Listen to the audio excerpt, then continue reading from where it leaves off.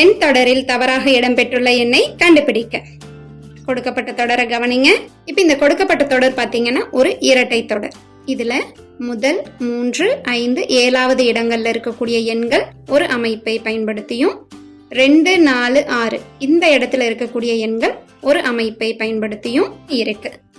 1, 3, 5, 7 இந்த எண்கள் எல்லாமே 5னுடைய அடுக்குகளுக்கான எண்களுக்கு மிக பக்கத்துல இருக்கிற மாதிரி இருக்கா? 4 இத 5 - 1ன்னு சொல்லலாமா? அதே போல 25 இது சரியா 5ன் அடுக்காகவே அமைஞ்சிருக்கு. அடுத்ததா 5ஆம் இடத்துல இருக்கக்கூடிய எண்ணை கவனிப்போம். இத 125 - 3ன்னு எழுதினா 122.